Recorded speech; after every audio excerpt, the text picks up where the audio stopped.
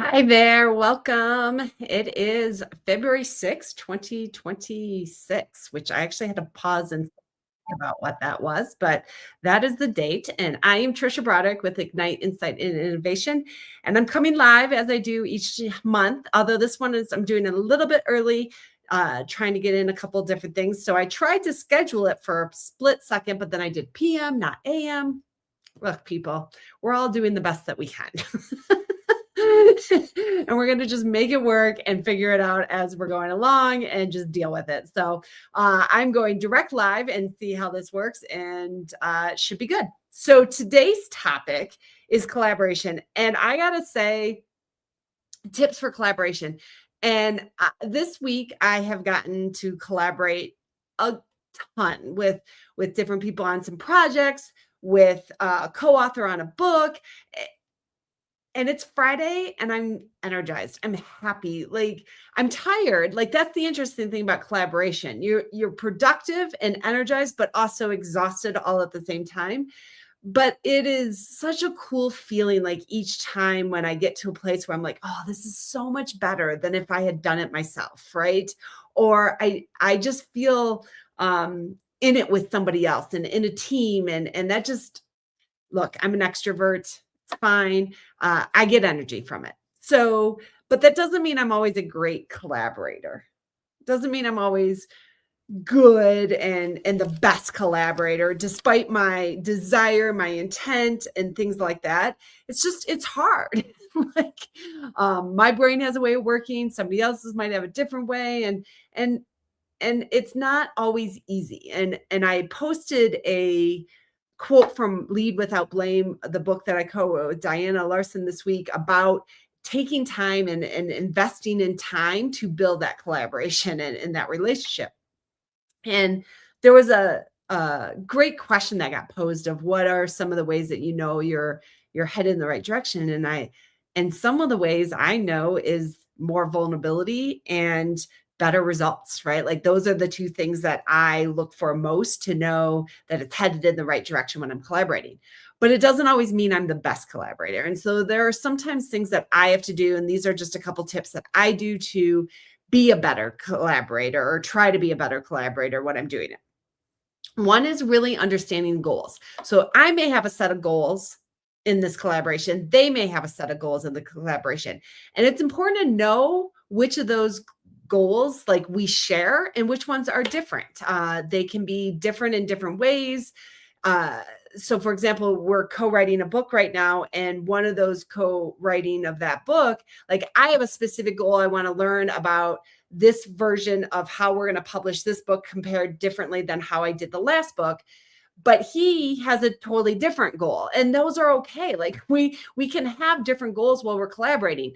The key is, do we also have shared goals, right? What's the impact that we're writing this book about? Why are we trying to do this? What are we trying to accomplish with that? And that's going to be powerful in those ways. And so me knowing upfront what are our individual goals and then what are our shared goals helps me to kind of keep that perspective, because there might be something that they focus on. I'm like, why are we focusing there? We don't have time to do that.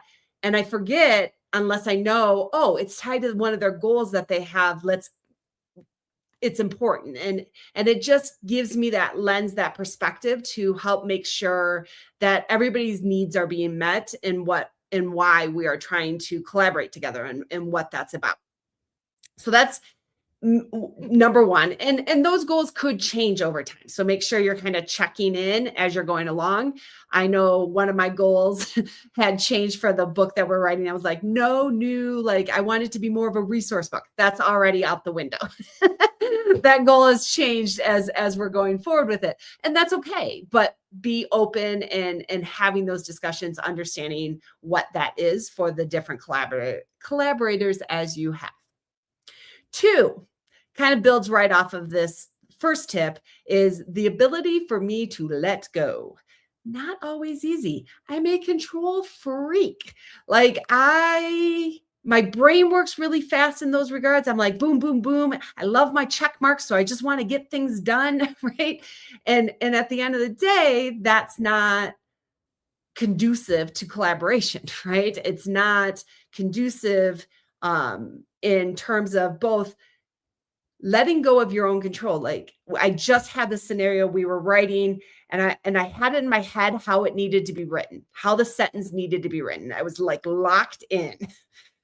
And out of my mouth came the words, fine, go ahead and play with this, but it's either going to get completely removed or it's going with the way that I want. And I heard myself say the sentence. I know, not a great collaborator sentence, but I heard it as I was going. I was like, wait, you are in control mode and this is not helpful in collaboration. And I was like, please go. And I actually disconnected from the screen for a second.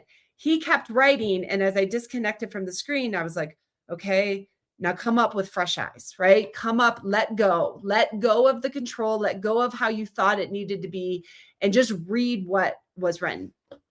It was good. It was good. It was the right thing to write. I was wrong. But when you don't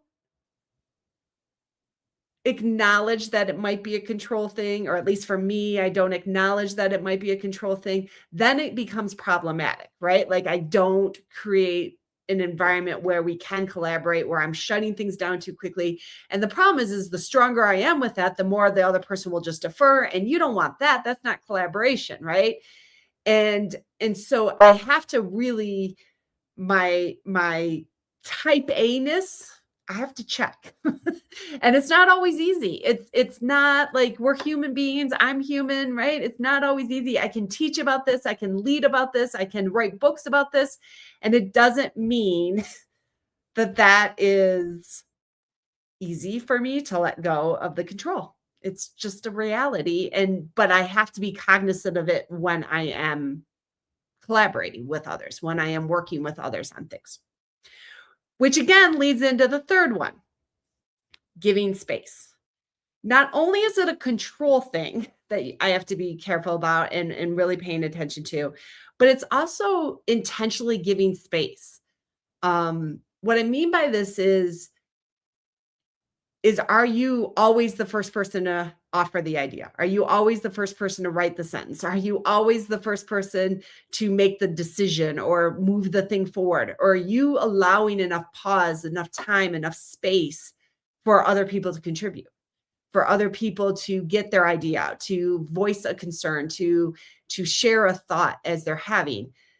Unfortunately, a lot of times, as I've shared before, I think with this sometimes, and that can be problematic. That can be difficult to have enough space for somebody to interject. I'm very transparent about it. I try to be upfront. It's like, if I'm doing it, I'm excited. It's not meant to be rude, but it doesn't mean it's not rude, right? And so as I go into this, I have to really kind of pause and think, how am I showing up? How am I engaging in this collaboration? And when I'm really in it, it's hard for me to remember. So this is where it can be really beneficial to have a leader, somebody kind of watching the environment as a whole, because I don't want to be a bad collaborator, but there are times that I'm just so excited, so engaged, and things are flying out of my mouth that I didn't give a lot of space for somebody else to contribute. And that's not good. And that's not my desire. Really, ultimately, it's not going to result in a good product or a good value that we're trying to deliver. And so I've done little things like I will take notes on a Post-it note to avoid it flying out of my mouth to give space. I will make concerted efforts to like, okay, what do you think, or where you're at with this, or try and let somebody else take the lead with it. Again, my control issues can come into play, but it's something that I try and be intentional about and really create that space where we're feeding off of each other and not dominating or not deferring on either end, either sides of the collaboration. And it can get to a place where that can magically just happen where you're not thinking about it anymore. Sometimes that happens because you just get to know each other so well that you know how to feed off of each other, how to interject. I have a collaborator that I work with a ton, and he'll say things like, I'm just going to keep talking until something like pings for you and you like fly out. And I was like, oh yeah, that totally worked. Right. And so you start to get to know each other's mannerisms and things that they struggle with to figure out how to kind of engage and interact with it and collaborate together, which is for me the coolest thing. Like when I just did this week with one of my colleagues where we kind of did parallel working session. Like I'm working on something, she was working on something, but as we were doing that, if something came up, we could talk to each other on Zoom real quick with it. But we've worked together for so long and in different capacities that it's just comfortable and it's just ease for us to, hey, I could use your idea on this. And what are you thinking? And it made it feel very supportive and engaging and also productive on every level with it. Because the cool thing is you don't just feel productive for what you got done, you feel productive for what everybody got done. And that's an awesome dynamic. So those are my 3 tips, but I always want to give kind of a bonus one and calling that out. And the bonus one that I want to highlight and call to attention is when you're collaborating, you're still going to be human. You're going to have these challenges and hopefully tips to trying to overcome them, whether it's thinking about the goals or giving space, but to take the time to appreciate during the collaboration. And that appreciation can come in many different forms. I talk a lot about that. It can be in the form of truly like appreciating the product that you're building. That happened to me not even 15 minutes ago, where my co-author that I'm writing with right now, he was like, I got to read our portion of this, one of our chapters to somebody, and I was just proud, and it was awesome, and I felt excited about that, and it makes me like, okay, when's our next session, right? Like, and I want to get engaged. And so you can appreciate the product that you're building and what you're collaborating and working on, but you can also appreciate each other, right?